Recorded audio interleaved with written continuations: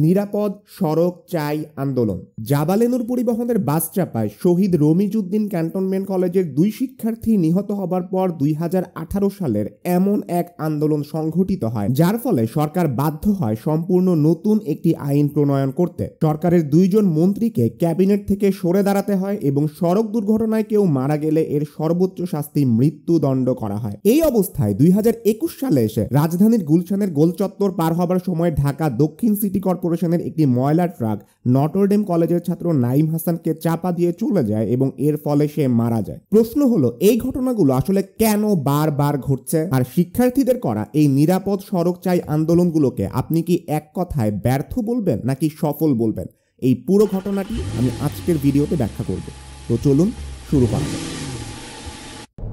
প্রথমে বাংলাদেশ রিলেটেড কিছু তথ্য আপনাকে দেওয়া দরকার। বুয়েটের অ্যাক্সিডেন্ট রিসার্চ ইনস্টিটিউট ARI এর দেওয়া তথ্য মতে বাংলাদেশে প্রত্যেক বছর প্রায় 5,000 থেকে 7,000 কোটি টাকা আর্থিক ক্ষতি হয় এই অ্যাক্সিডেন্টের কারণে। জাতীয় স্বাস্থ্য খাতে যে বাজেটটা দেওয়া হয় তার প্রায় 30% খরচ হয় এই রোড অ্যাক্সিডেন্টগুলোতে যারা ক্ষতিগ্রস্ত হইতেছে তাদেরকে ক্ষতিপূরণ দেওয়ার জন্য, যেইটা বাংলাদেশের পুরো জিডিপির প্রায় 2%। বুঝতেই পারতেছেন বাংলাদেশের সড়ক দুর্ঘটনার ব্যাপারটা এতটা এক্সক্লুসিভ এবং এতটা মারাত্মক পর্যায়ে পৌঁছে গেছে। 2021 যখন আবার আন্দোলনটা শুরু হয়েছে, আমি আপনাদেরকে একটু নিয়ে যাইতে চাই 2018 সালের যে নিরাপদ সড়ক চাই আন্দোলন ছিল, সেই আন্দোলনের আউটকাম বা ফলাফল হিসেবে আসলে ভালো কি কি জিনিস আমরা পাই। সবচেয়ে বড় পাওয়া হচ্ছে বাংলাদেশ সড়ক পরিবহন আইন বা বাংলাদেশ রোড ট্রান্সপোর্ট অ্যাক্ট 2018, এইটা প্রণয়ন করা হয়েছে এই আন্দোলনের ফলশ্রুতি হিসেবে। এই আইনটা নিয়ে আপনারা ইদানিং অনেক কথা শুনবেন।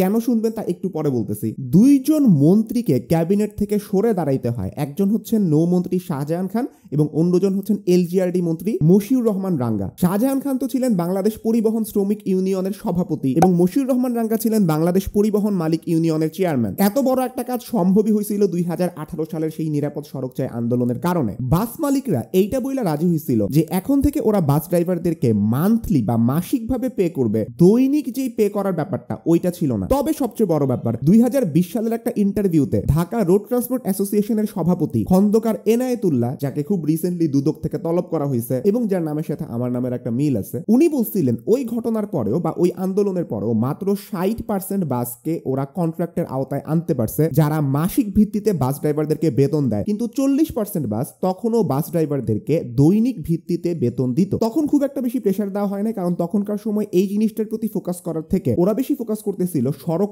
অবকাঠামোটাকে কিভাবে উন্নত করা যায় এই অ্যাক্সিডেন্টগুলো প্রতিরোধ করার জন্য। যদিও এগুলা খুবই পজিটিভ কিছু আউটকাম ছিল, কিন্তু কিছুদিনের মধ্যে এগুলার প্রভাব আস্তে আস্তে সরে যেতে শুরু করে। আপনাদেরকে 2018 সালে যে 9 দফা দাবি ছিল স্টুডেন্টদের পক্ষ থেকে, ওইখান থেকে 2টা মাত্র দাবি দেখায়। All intracity buses must stop and pick up students when they ask. স্টুডেন্টরা বাসরে দাঁড়াইতে বললে বাসরে থামতে হবে এবং ওদেরকে তুলতে হবে। 2 নাম্বার দাবি, ঢাকা সহ দেশের যে কোনো জায়গায় ছাত্ররা কম ভাড়ায় বা ছাড় দেওয়া ভাড়ায় ভ্রমণ করার বৈধতা পাবে। এই 2টা দাবি কি পরিচিত লাগতেছে? এখনকার যে আন্দোলনটা হইতেছে, এখানে যে 11 দফা দাবি হয়েছে, এইটার মধ্যেও কি এই 2টা দাবি আছে না? এবং আগের থেকে অনেক বেশি জোরালো ভাবে ছাত্রদের যে হাফ পাস করার দাবি, এইটা চলে আসছে এবং বাসের মধ্যে যে ছাত্রদেরকে তুলতে দেয় না, এই দাবিগুলো এই 11 দফা দাবির ক্ষেত্রে 2021 আইসা খুব সামনে উঠে আসছে, যেটা 2018 9 দফা দাবির ততটা সামনে উঠে আসে না। এইবারের নতুন 11 দফা দাবির ক্ষেত্রে আরেকটা জিনিস একটু আপনাদেরকে হাইলাইট করব। একটা দাবি হচ্ছে নরমাল ট্রাক কিংবা ময়লা ট্রাক এবং অন্যান্য যে ভারী যানবাহনগুলো আছে ওইগুলা চলার সময়সীমা রাত 12টা থেকে সকাল 5টা পর্যন্ত এইখানে নির্দিষ্ট করে দিতে হবে।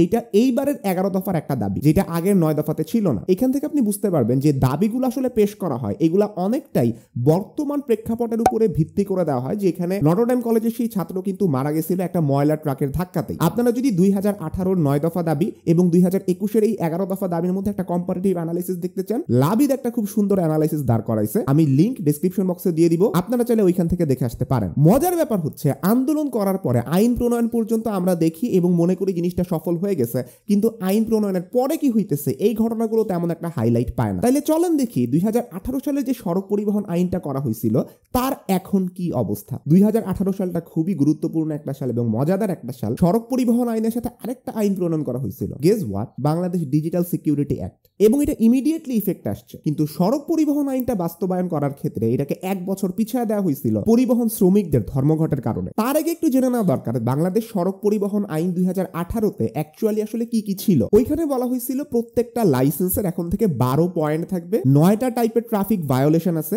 যেমন আপনি যদি বেশি স্পিডে চালান, বেশি জোরে হর্ন বাজান, তাইলে আপনার লাইসেন্সের মধ্যে একটা করে পয়েন্ট অ্যাড হইতে থাকবে, এবং যদি 12 পয়েন্ট অ্যাড হয় তখন আপনার লাইসেন্স বাতিল হয়ে যাবে। তবে এই প্রসেসটা একেবারে মাঠে মারা গেছে। বিআরটি এর একজন অফিসিয়াল পরিচয় প্রকাশ না করার শর্তে এইটা বলছিলেন যে এই পদ্ধতিটা আসলে এখন ইমপ্লিমেন্ট করা পসিবলই না, কারণ প্রত্যেক ড্রাইভারের তো ডিজিটাল ড্রাইভিং লাইসেন্স নাই। আপনি কিভাবে ট্র্যাক করবেন জিনিসটা? 10 লক্ষেরও বেশি ড্রাইভারের ড্রাইভিং লাইসেন্স নাই। তার উপরে আপনি যদি নতুন ড্রাইভিং লাইসেন্সের জন্য অ্যাপ্লাই করেন, সেটা পাইতে 1 বছর কিংবা তার থেকেও বেশি সময় লেগে যায় মাঝে মাঝে। সেইখানে ডিজিটাল পয়েন্ট সিস্টেম আসলে কতটুকু কার্যকর, এটা একটা বড় প্রশ্নের দাবি রাখে।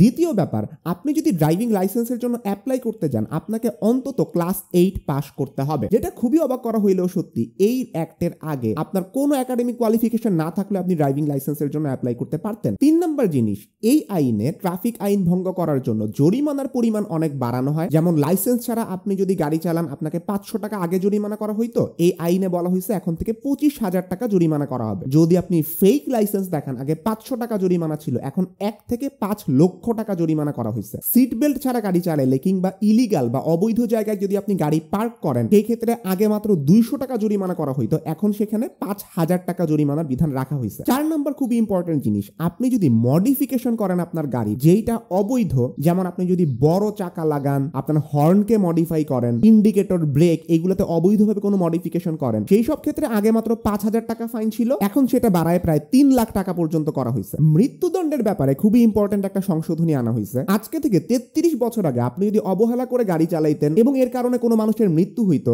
তাইলে আপনার ম্যাক্সিমাম পানিশমেন্ট ছিল 7 বছরের কারাদণ্ড। কিন্তু 1985 সালে ট্রাক ড্রাইভারদের প্রতিবাদের মুখে এরশাদ সরকার এই আইনটাকে সংশোধন করে এবং শাস্তির পরিমাণ 7 বছর থেকে কমায় 3 বছরে নিয়ে আসে পেনাল কোড সংশোধন করার মাধ্যমে। নতুন রোড ট্রান্সপোর্ট আইনের মধ্যে বলা হয়েছে এই ধরনের কোনো ঘটনায় কেউ যদি মৃত্যুবরণ করে, তাইলে তার সর্বোচ্চ শাস্তি মৃত্যুদণ্ড করা হবে এবং এই শাস্তিটা জামিনের আওতায় পড়বে না। এই পর্যন্ত ঘটনাগুলো কম বেশি সবাই মোটামুটি জানে, কিন্তু এর পরে কি হয়েছে এই ব্যাপারটা জানা খুবই গুরুত্বপূর্ণ বলে আমি মনে করি। পরিবহন শ্রমিকরা কিন্তু এর পরে 48 ঘন্টার স্ট্রাইক বা অবরোধ ডাকছিল এবং তাদের পক্ষ থেকে 8 দফা দাবি পেশ করছিল। এর মধ্যে যেমন একটা দাবি হয়েছে সড়ক পরিবহন আইন 2018-র অধীনে যে কোনো অফেন্স হোক না কেন এটা জামিন যোগ্য হইতে হবে। সড়কে কোনো দুর্ঘটনা ঘটলে 5 লক্ষ টাকার যে জরিমানার বিধানটা ছিল এটা ক্যান্সেল করতে হবে। ন্যূনতম শিক্ষাগত যোগ্যতা যেটা ক্লাস 8 পর্যন্ত নির্ধারিত করা হয়েছিল, এটাকে ক্লাস 5-এ নামায় আনতে হবে এবং এইরকম আরো অনেকগুলা। এরপরে কিন্তু এই আইনের সংশোধন করে একটা ড্রাফটও করা হয়েছে, যে ড্রাফটের মধ্যে অনেকগুলো ব্যাপারে চেঞ্জ আনা হয়েছে। যেমন যদি কোনো সড়ক দুর্ঘটনা হয়, তাহলে যতক্ষণ পর্যন্ত যে দুর্ঘটনায় আক্রান্ত হয়েছে সে মারা না যায়, ততক্ষণ পর্যন্ত আপনি ড্রাইভারকে রেসপন্সিবল করতে পারবেন না। 3 চাকার যানবাহন যেগুলো আছে ওইগুলাতে আপনি ক্লাস 5 পর্যন্ত যদি পড়াশোনা করেন তাইলেই ড্রাইভিং লাইসেন্সটা পাবেন, ক্লাস 8 এর বিধানটা ওইখানে থাকবে না। কিন্তু অন্যান্য যানবাহনের ক্ষেত্রে এই ব্যাপারটা আগের মতনই আছে, ক্লাস 8 পর্যন্তই রাখা হয়েছে। এখন প্রথম যখন এই জিনিসগুলো নিয়ে ঘাটাঘাটি করতেছিলাম, আমার কাছে মনে হয়েছিল এই ব্যাপারটাতে একটা হিরো বায়াস তৈরি হইতেছে।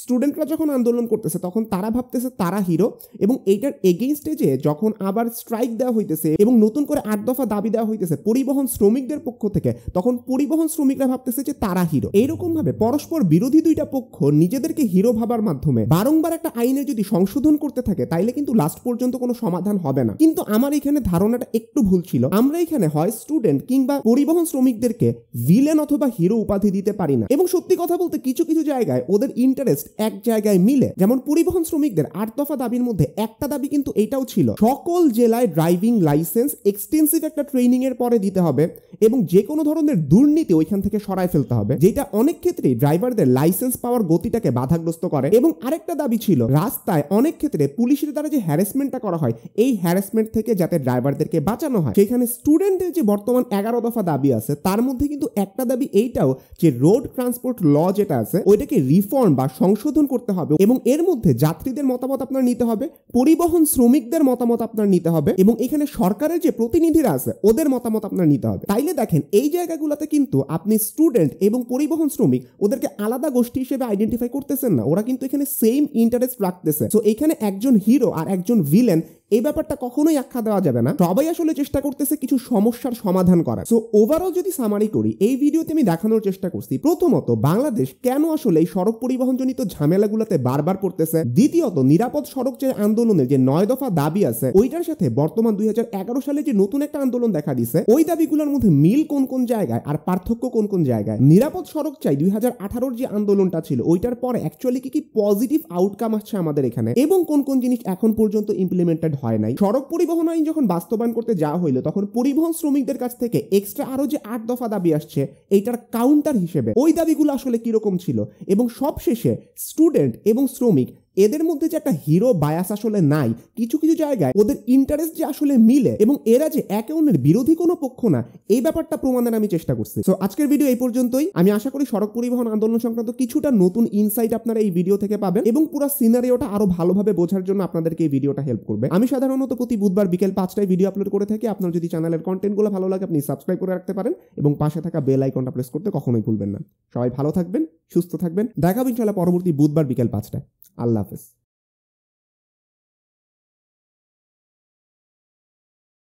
আজকে ভুইলা গেছিলাম এটাকে জায়গা মতন রাখতে।